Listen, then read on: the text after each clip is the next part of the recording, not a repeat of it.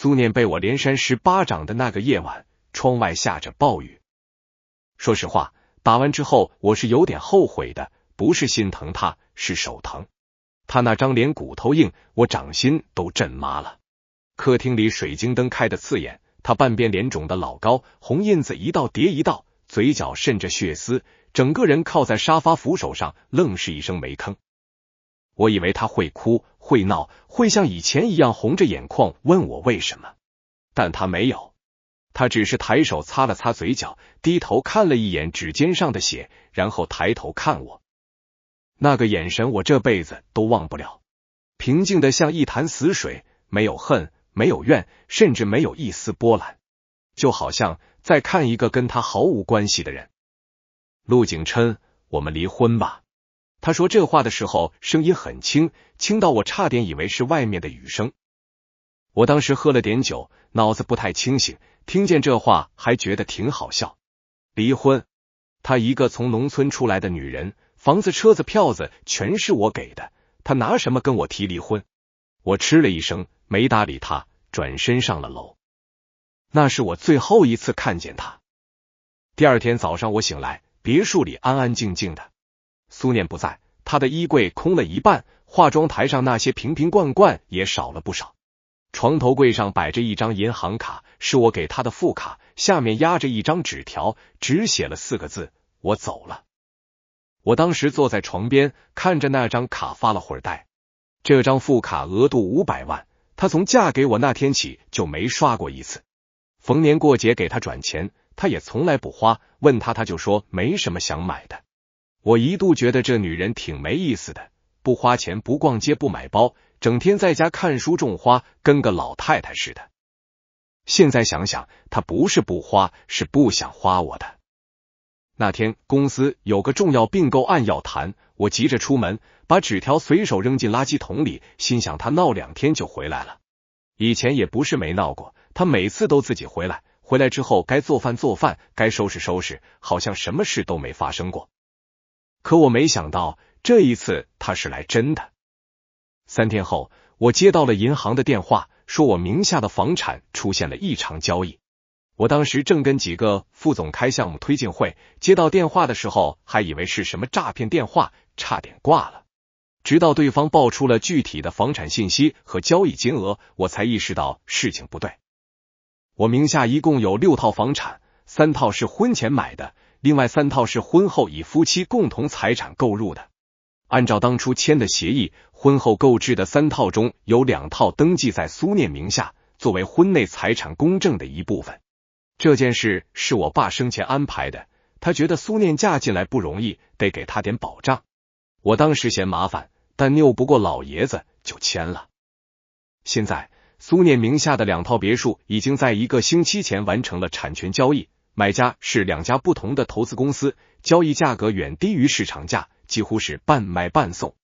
而我自己名下的4套，有3套被作为抵押物向银行申请了贷款，贷款金额高达2亿3千万，贷款人是苏念，共同借款人是我。我听到这个数字的时候，手机差点从手里滑出去。这不可能，我站起来，会议室里的人全都看着我，他是我的配偶，银行贷款必须双方签字才能生效。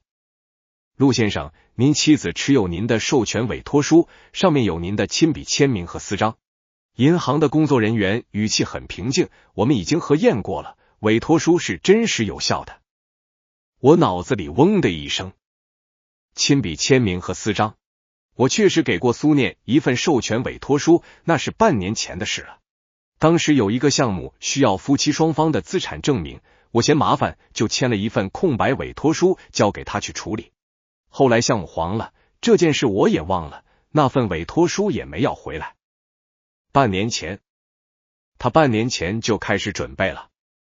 我挂了电话，整个人像是被人当头浇了一盆冰水。会议开不下去了，我让所有人都出去，自己一个人坐在会议室里，把这件事从头到尾理了一遍。苏念用我签的空白委托书卖掉了他名下的2套别墅，又把我名下的3套房产抵押给银行，套出了2亿3千万的现金。这些钱在他消失的这3天里，已经全部转移到了境外账户，追都追不回来。而这还只是开始。当天晚上，一个我从未听说过名字的投资公司向媒体爆料，称景盛集团旗下一个核心地产项目存在严重的资金链断裂问题，并附上了一份内部财务报告。报告显示，景盛在过去1年里通过关联交易和大规模抵押，已经将集团资产掏空大半，负债率高达 300%。这份报告的真假不重要，重要的是消息一出，直接引发了连锁反应。第二天股市开盘，景盛集团的股价直接跌停，合作方纷纷打电话来催款解约，银行冻结了公司所有账户，供应商堵在集团门口拉横幅讨债。短短48小时，我经营了10年的商业帝国轰然倒塌。我到那时候还没想明白苏念怎么做到的。她一个大学都没读完的女人，哪来的这些手段和资源？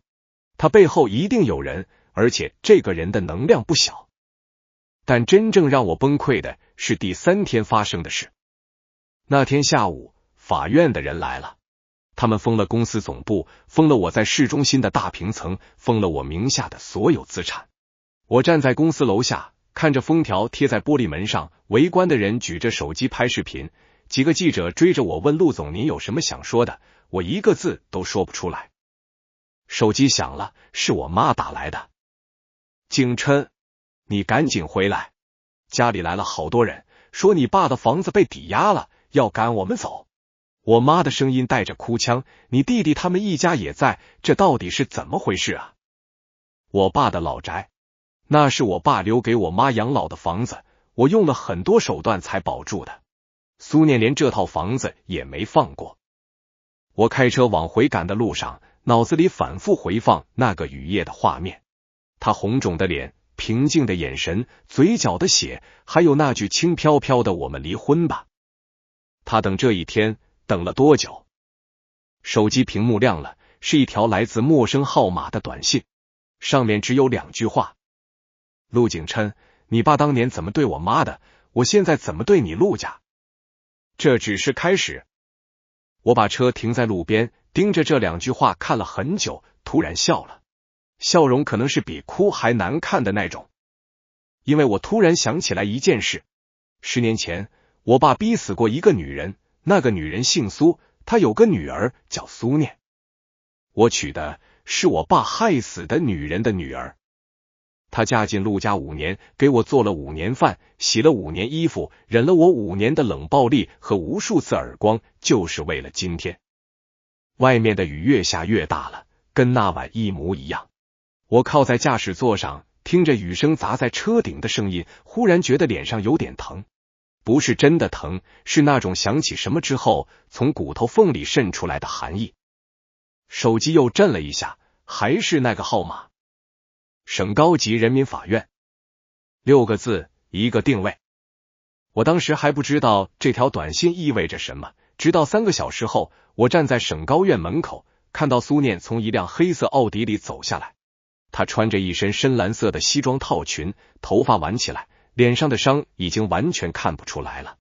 她身后跟着3个人，2男1女，每个人手里都拎着公文包，气场十足。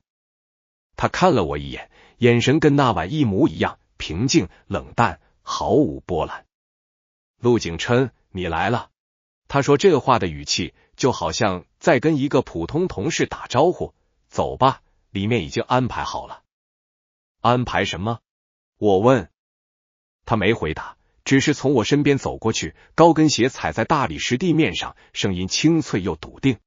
他身后那个女助理停下脚步，递给我一份文件。文件封面上印着5个黑体大字：破产申请书。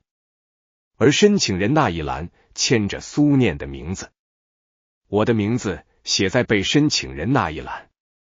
雨声噼里啪啦的砸在法院门前的台阶上，我握着那份文件站在原地，浑身湿透，狼狈的像条丧家之犬。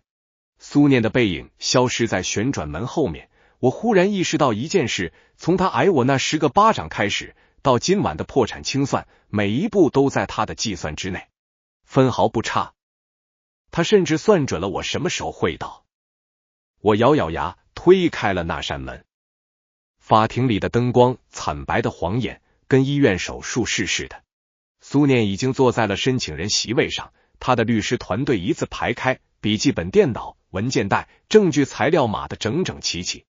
我这边呢，我连个律师都没来得及找，浑身上下只有一件淋湿的衬衫和一份刚拿到手的破产申请书。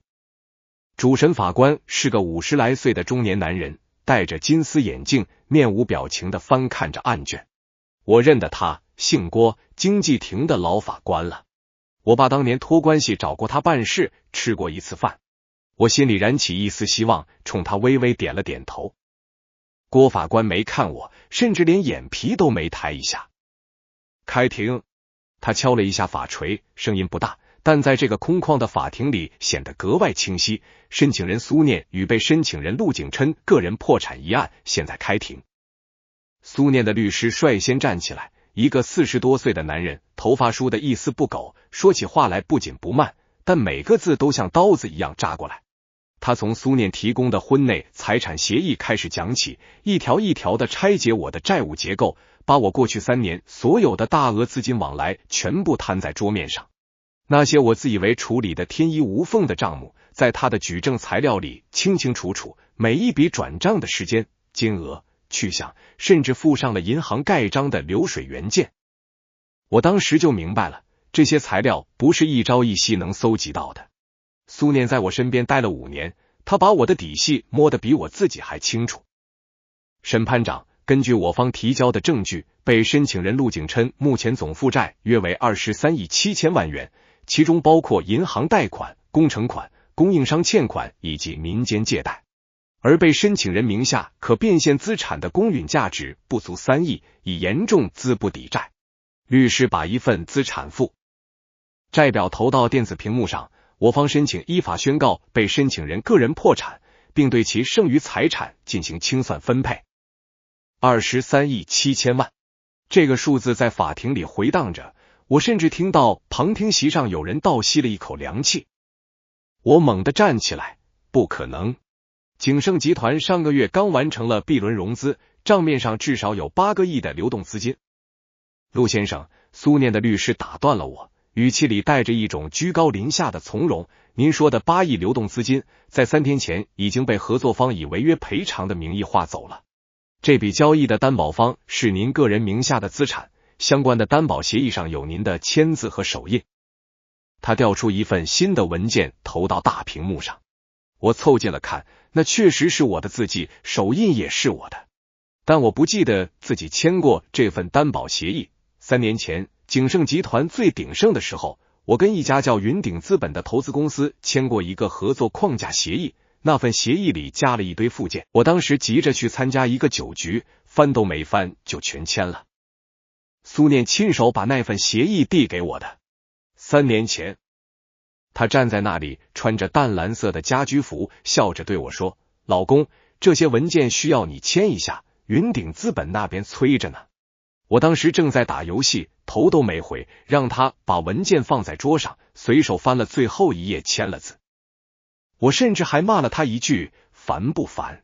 没看我在忙吗？”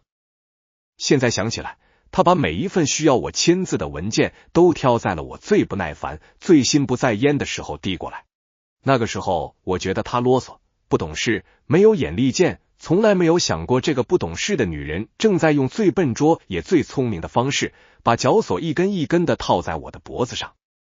审判长，我申请调取云鼎资本与景盛集团的原始合同，以及3年前那笔担保协议的全部档案。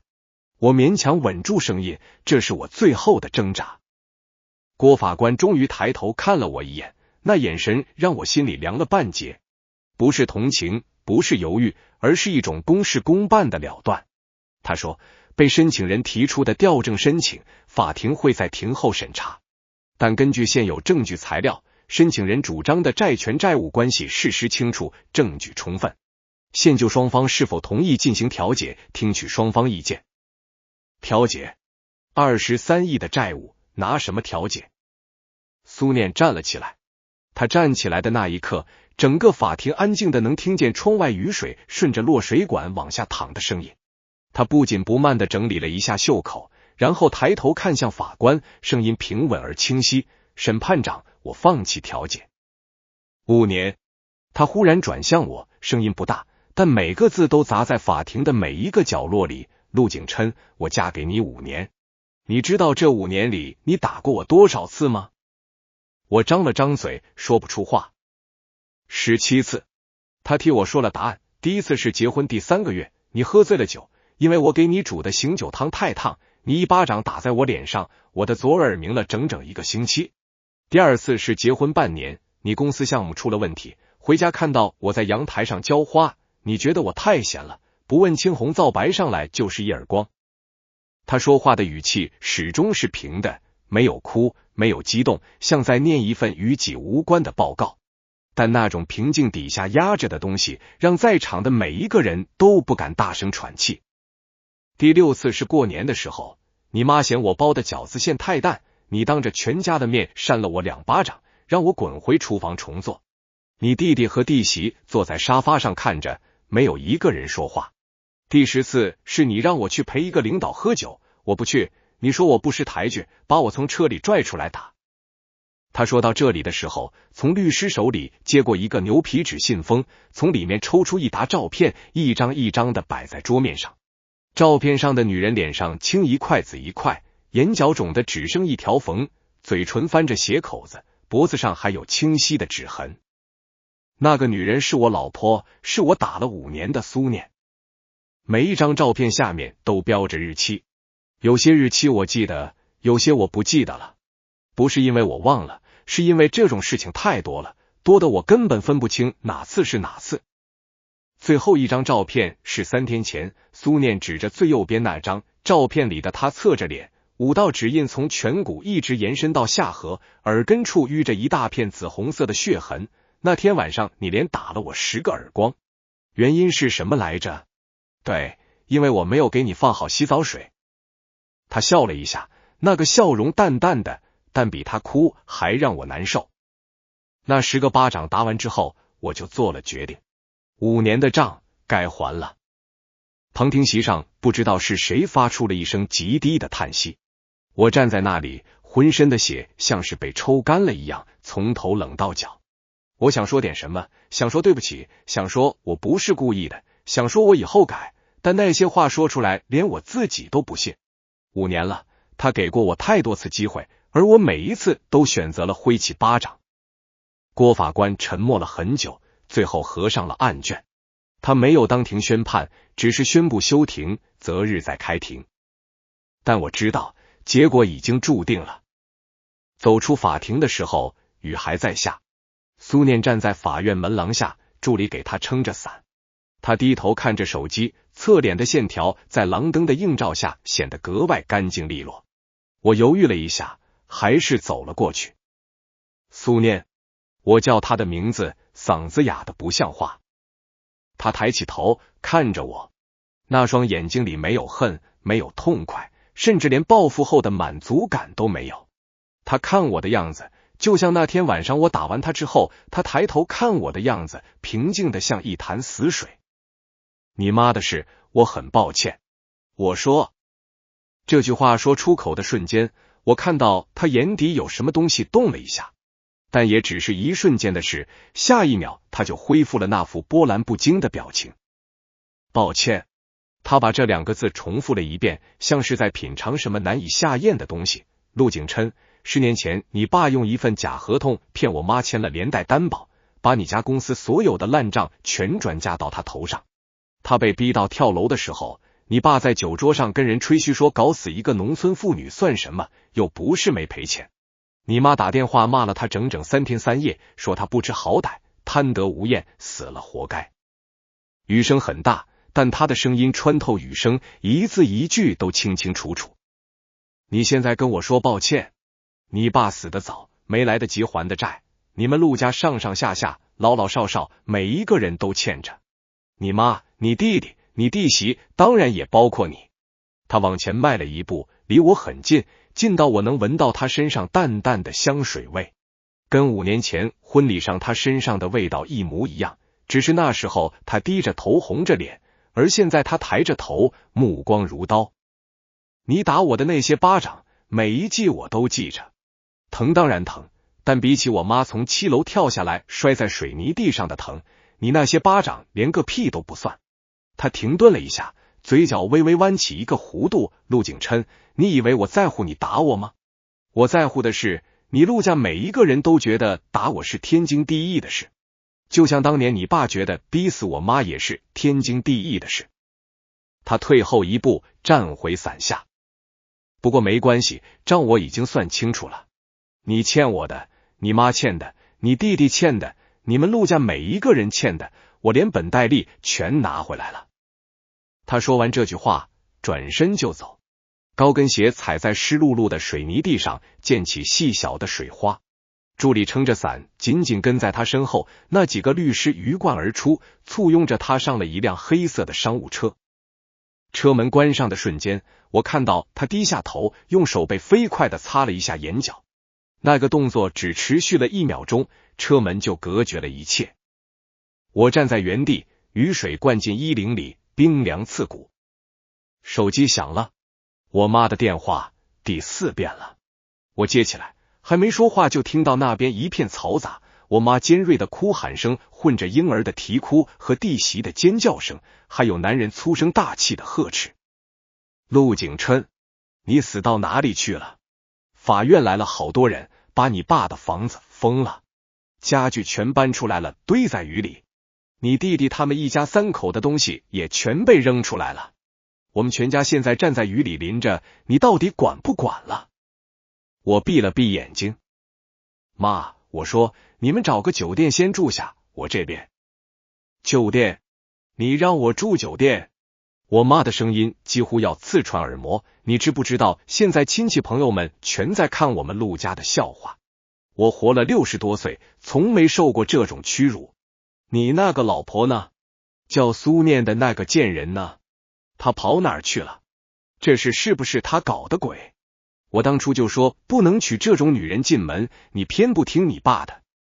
妈，我打断他，声音突然沉了下去。苏念他妈就是被你骂了3天3夜之后跳楼的，你还记得吗？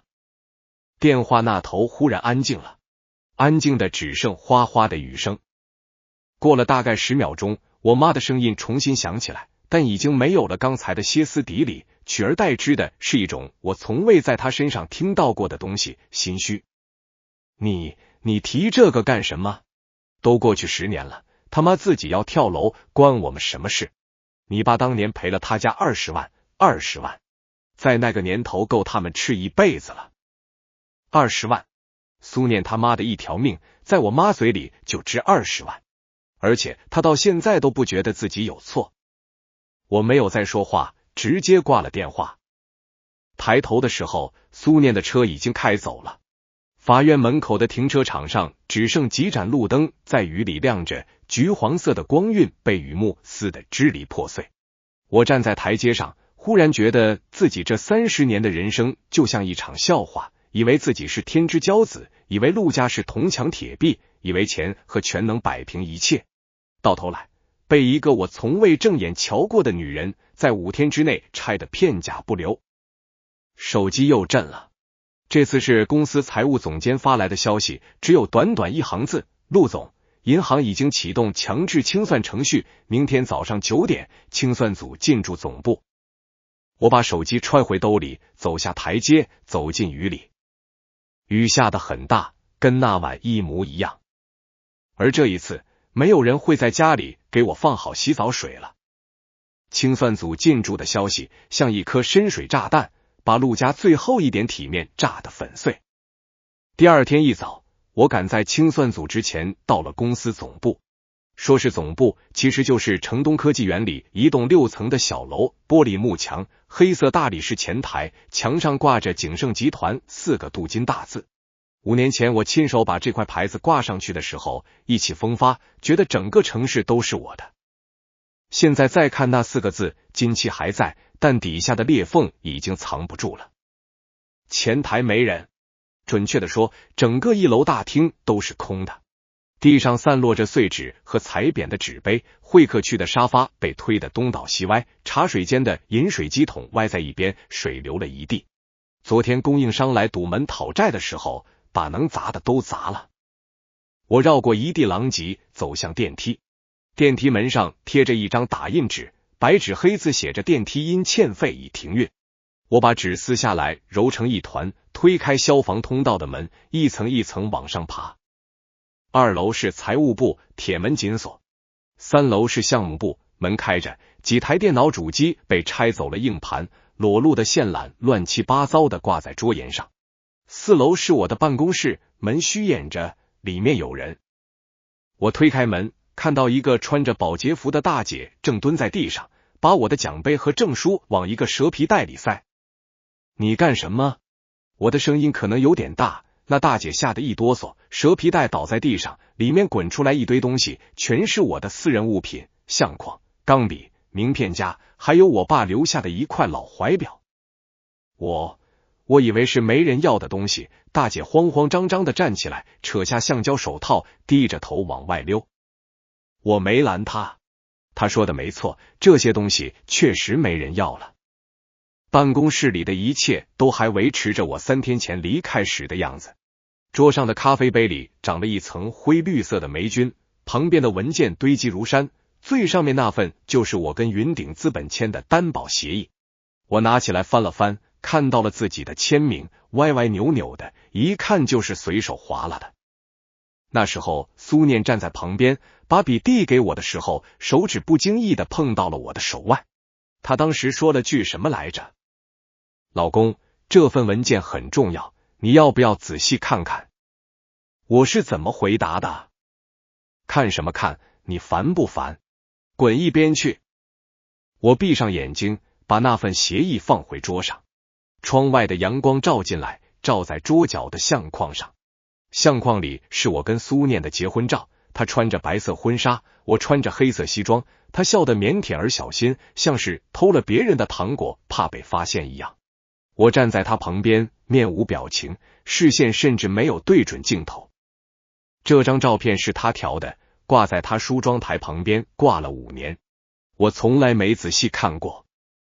我把相框扣在桌上，不想再看了。9点整，清算组的人准时到了。领头的是个30出头的女人，戴着无框眼镜，穿着一身灰色套装，气质干练的不像话。她带着4个助手，每人拎着一个公文包，走进我办公室的时候连门都没敲。陆先生，我是法院指定的破产管理人，我姓秦。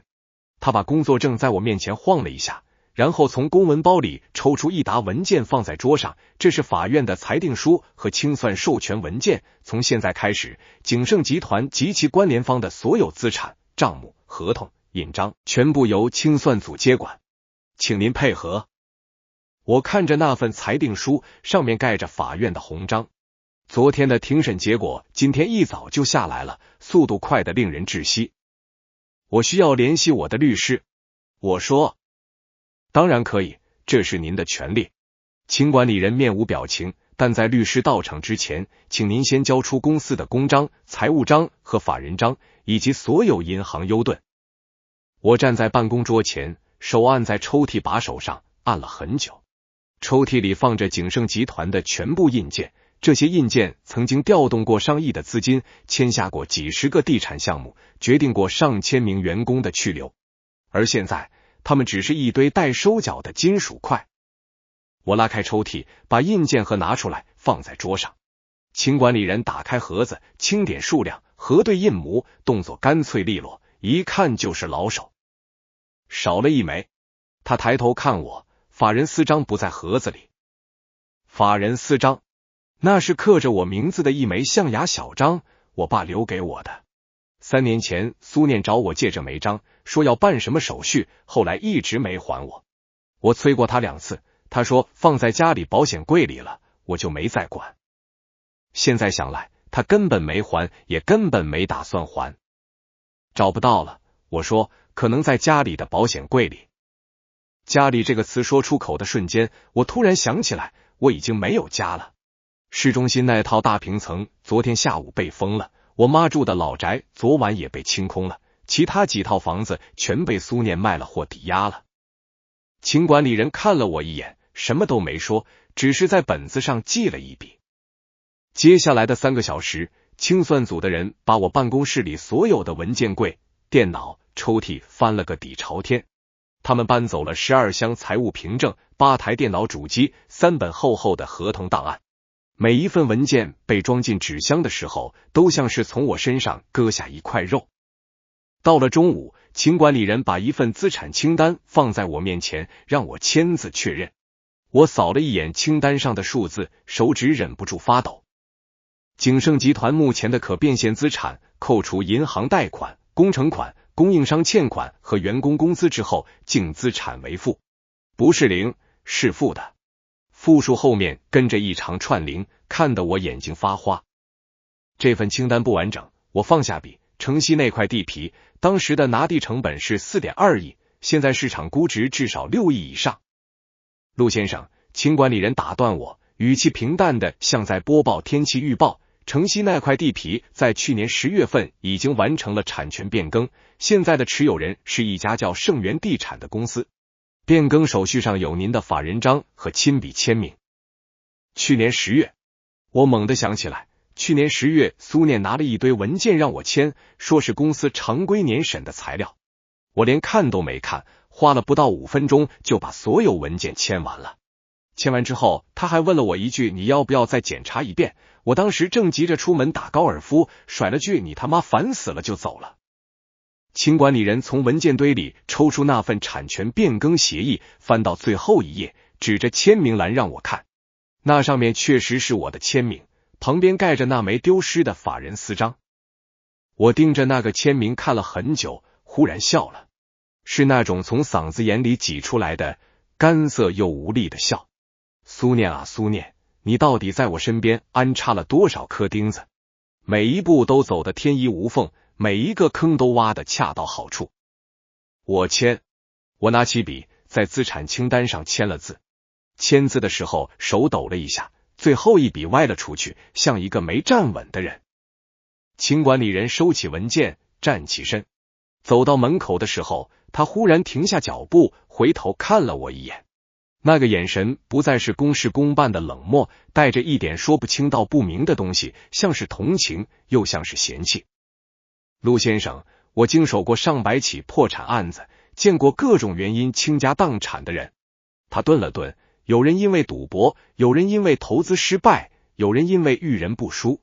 但您这个案子，说实话，我第一次见到被自己老婆用5年时间一步一步算计到破产的。他推了推眼镜，下了结论，您是真的够瞎的。说完他就走了，走廊里回响着他高跟鞋清脆的脚步声，渐渐远去，最后消失在楼梯口。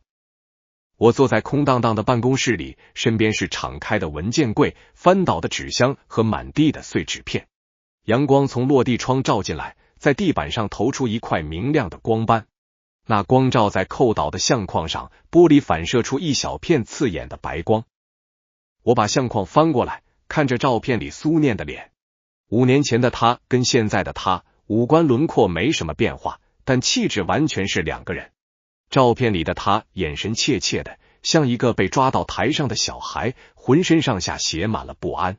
而昨天在法庭上的他，目光锐利如刀，举手投足间全是掌控一切的从容。哪一个才是真的他？也许2个都是。5年前那个胆怯的女孩是真的，5年后这个冷静的复仇者也是真的。把一个女孩从前者变成后者的是我自己。手机响了，是我弟打来的。哥，妈住院了。我弟的声音听起来又急又慌，昨晚淋了雨，今天早上起来就发高烧，送到医院一查，说是急性肺炎，还有什么？还有轻度中风。医生说情绪波动太大引起的，现在在急诊室观察，让家属赶紧去办住院手续。哥，住院押金要3万，我手头。我知道他什么意思。我弟陆景阳比我小3岁，从小被我妈惯得不成样子。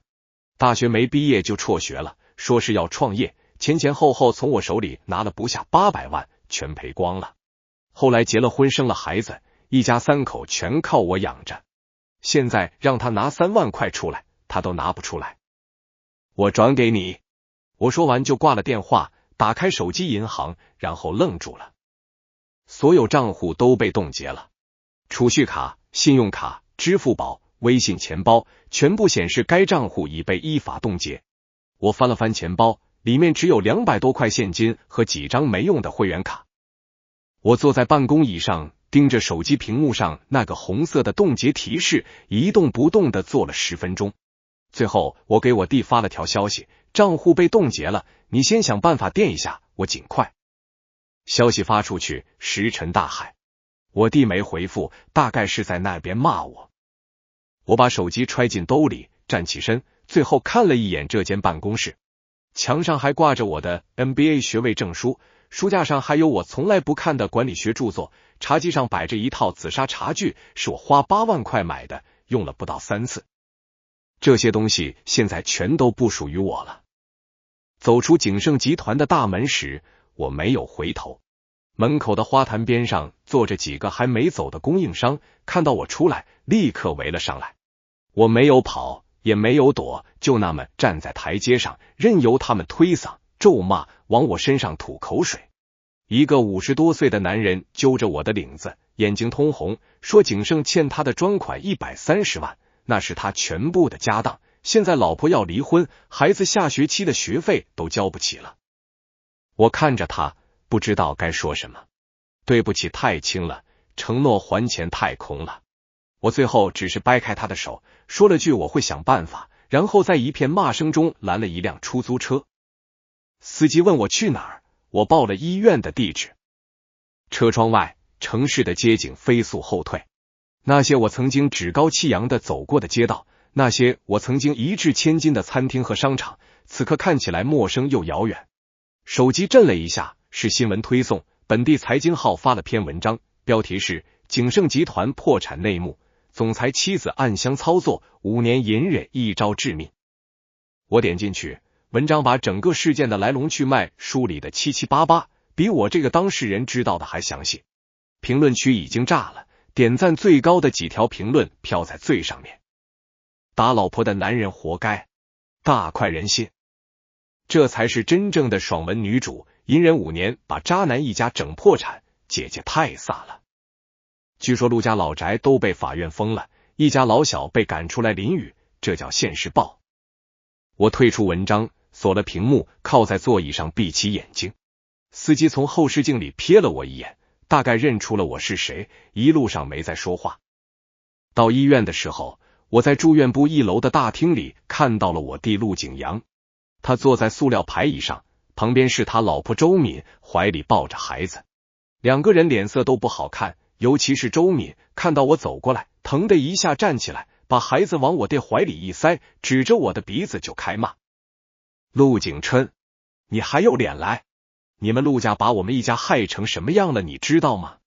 房子没了，车子被拖走了。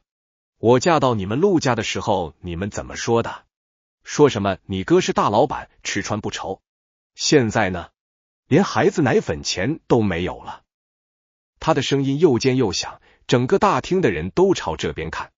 我弟低着头不说话，孩子被吓得哇哇大哭。我没有反驳他，因为他说的每一句都是事实。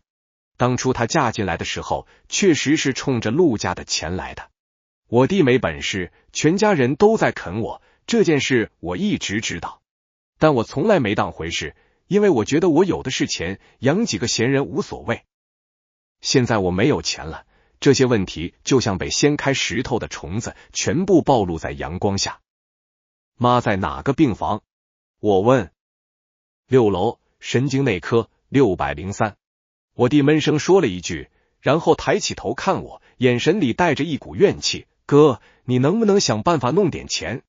哪怕先弄个10万8万的，把住院费和我们的生活费撑过去。我实在是没办法了。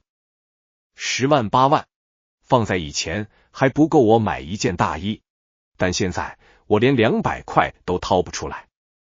我想办法。我说完这句话，转身往电梯口走。身后传来周敏的声音，他故意说得很大声，想办法。他能想什么办法？都破产了，还装什么大老板？我当初真是瞎了眼才嫁进这个家。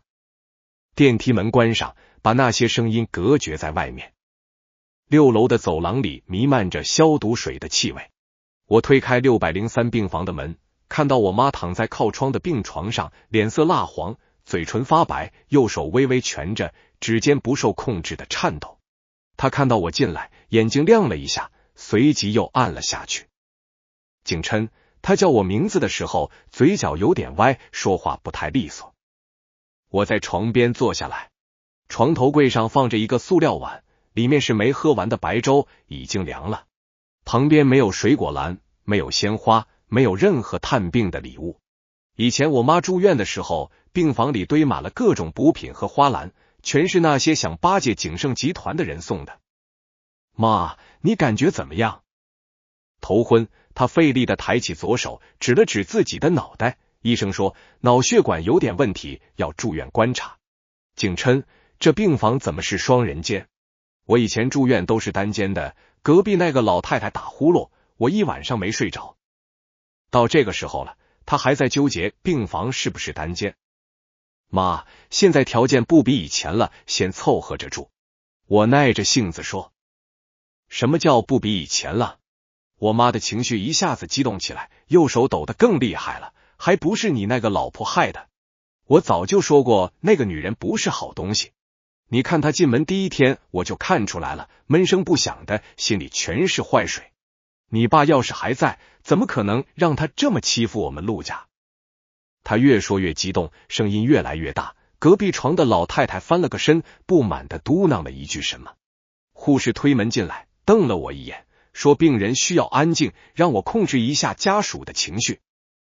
我深吸了一口气，压低声音对他说，妈，你先好好养病，别的事情我来处理。你处理？你怎么处理？我妈用那只能动的左手抓住我的手腕，指甲掐进我的皮肤里。景琛，你去找他，你去找那个贱人，让他把房子还回来。她一个农村出来的女人，凭什么拿走我们陆家的东西？你去跟她说，只要她把房子还回来，我们就不追究他做的这些事了。我看着他，看着他那张因为愤怒和中风而扭曲的脸，看着他眼底那种理所当然的嚣张。妈，我开口，声音很平静，平静的连我自己都有点意外。苏念他妈当年跳楼之前，你给他打过电话，是吗？我妈的手僵了一下。你给他打了3天3夜的电话。我继续说，骂他不知好歹，骂他贪得无厌，骂他癞蛤蟆想吃天鹅肉。你还威胁他说，如果他不撤销对爸的起诉，你就找人弄死他女儿，是不是？病房里忽然安静极了，隔壁床的老太太不知道什么时候停止了翻身，安静的像不存在一样。你听谁说的？我妈的声音变了调，带着一种被戳穿之后的慌张，都是10年前的事了，你提这个干什么？再说了，我们后来不是赔了20万吗？20万在那个年头够吃一辈子了。我替他把话说完，你刚才在电话里已经说过一遍了。我站起来，把被他掐出印子的手腕抽回来。妈，你好好养病，钱的事我来想办法。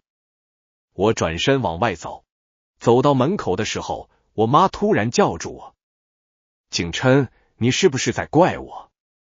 我握着门把手，没有回头。怪你？我说，我没有资格怪你。打他的人是我，不是你。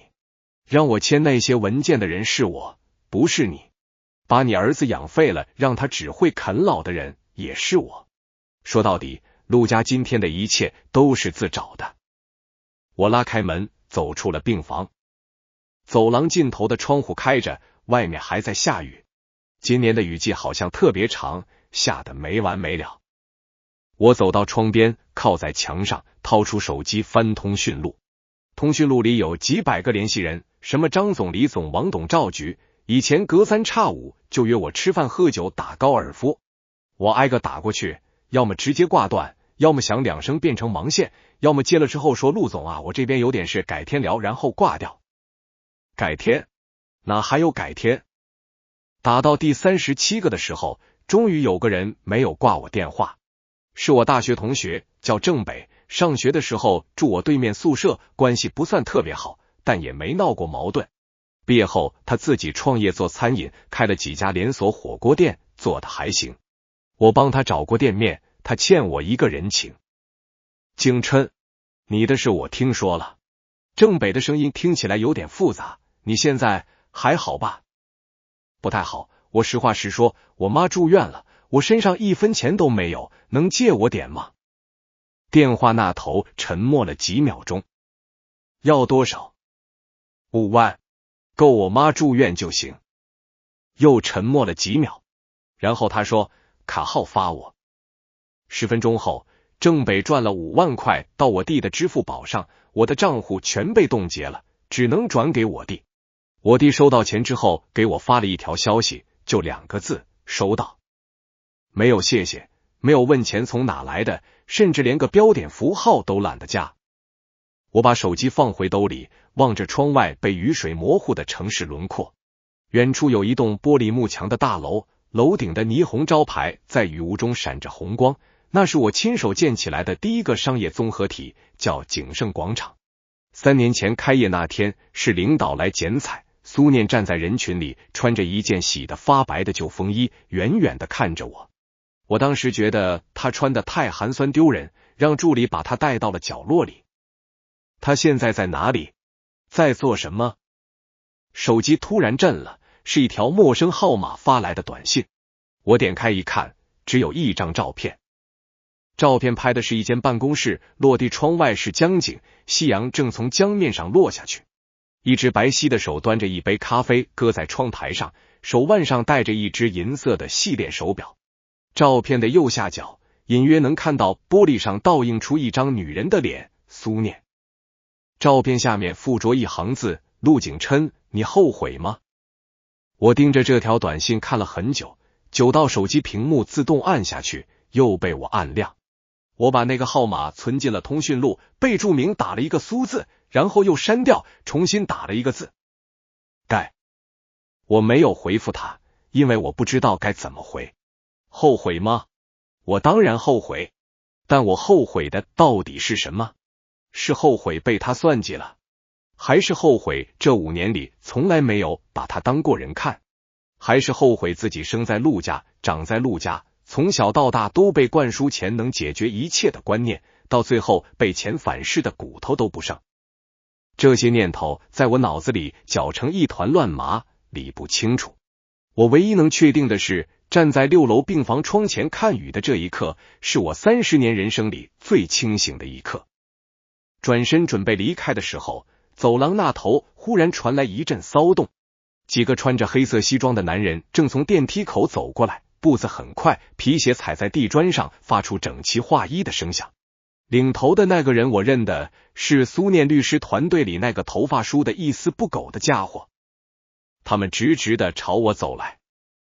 陆先生，律师在我面前停下，从公文包里抽出一份文件，递到我面前，这是苏女士委托我转交给您的。我没有接，光是看到文件封面那个红色的法院徽章，我的手指就僵住了。又是什么？我问，声音比我预想的还要哑。律师推了推眼镜，表情纹丝不动，离婚协议书。走廊里的穿堂风忽然变冷了，雨水从开着的窗户飘进来，打湿了地面。我伸手接过那份文件，翻开第1页，页眉上印着离婚协议4个大字，下面密密麻麻的列着条款。我一目十行的扫过去，目光最终落在财产分割那一栏上。那一栏只写了一句话：双方确认无任何共同财产可供分割。无任何共同财产7个字，把我最后一点幻想碾得粉碎。他不是在跟我商量离婚，他是在通知我，你已经什么都没有了，连跟我讨价还价的资格都没有。我把协议书合上，抬头看向律师。如果我不签呢？律师似乎早就料到我会这么问，他不紧不慢地从公文包里又抽出一个信封，递给我。信封没有封口，我打开一看，里面是一沓照片。照片上是我在某家 KTV 的包厢里，我坐在沙发上，左右各坐着一个穿着清凉的女人，面前摆着几瓶洋酒，桌上散落着一些我不愿细看的东西。照片右下角的时间戳显示，这是3个月前的事。3个月前，苏念的生日。那天他做了一桌子菜等我回家，打了7个电话，我一个没接。后来他发了一条消息说，老公，今天是我生日，我回了2个字，在忙。而这些照片证明我当时并不在忙。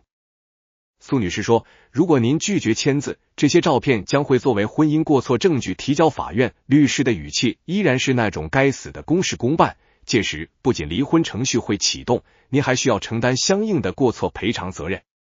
我盯着那些照片，忽然觉得自己就是个彻头彻尾的笑话。每一个我以为天衣无缝的细节，他都留了证据；每一个我以为他永远不会知道的事情，他都知道的一清二楚。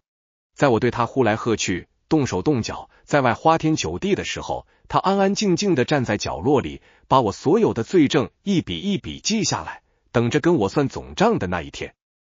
我输了，输得彻彻底底。有笔吗？我问。律师从西装内袋里抽出一支钢笔，递过来。笔身沉甸甸的，深蓝色的漆面上刻着品牌的名字，一看就很贵。我忽然觉得讽刺，连签离婚协议用的笔都是他的律师提供的。我翻开协议书最后一页，把纸按在墙上，笔尖落在签名栏上方的时候，手又开始抖。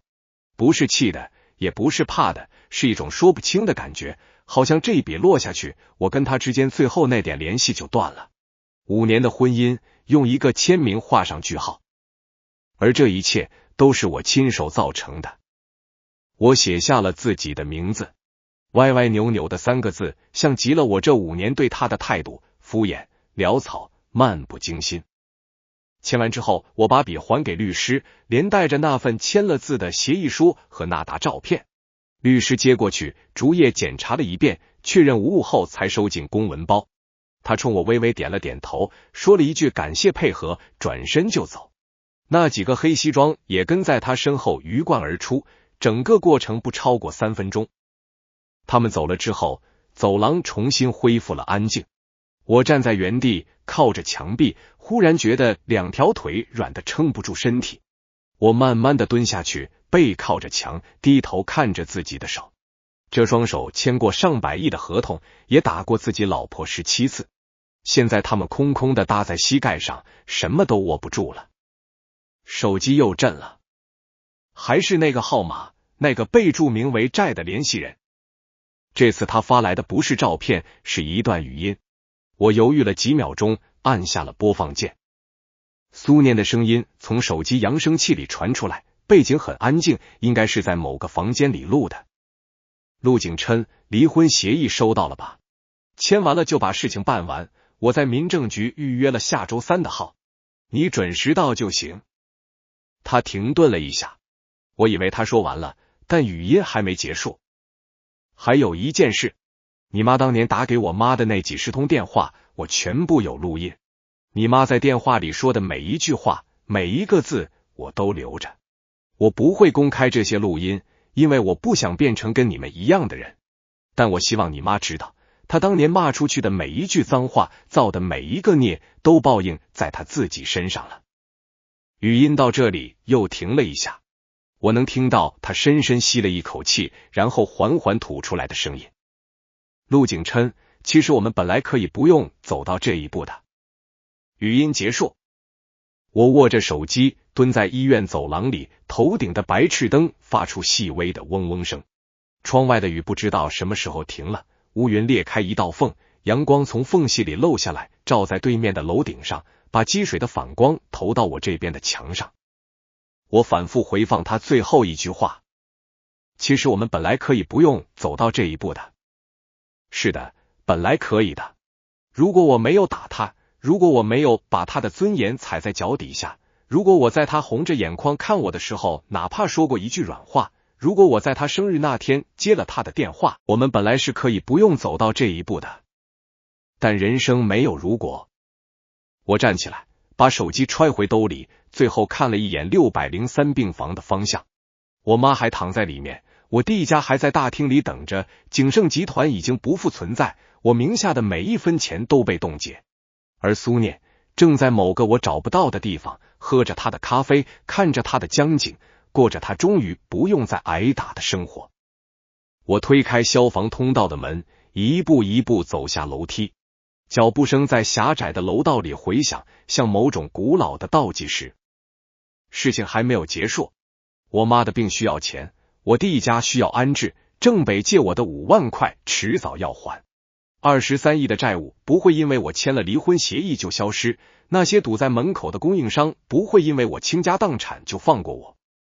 但我现在没有心情想这些，我只想找到苏念，当着他的面问他一个问题：她嫁给我的时候到底有没有喜欢过我？哪怕只有1天，哪怕只有1分钟。还是说，从婚礼上他低着头对我说我愿意的那一刻起，这一切就已经在他的计划之中了？我不知道答案，但我知道，不管答案是什么，都改变不了已经发生的一切。走出住院部大门的时候，雨后的空气里混着泥土和植物的味道。我站在台阶上，看着天边那道越来越亮的裂缝，忽然想起来，今天是星期五。5年前的今天，我跟苏念领了结婚证。他选的日子说星期五是个好日子，意味着这一周结束了，新的开始要来了。而5年后的今天，我刚刚签完离婚协议，从一个名义上的亿万富翁变成了实际上的负债人。新的开始确实来了，只是这个新的开始不是给我的。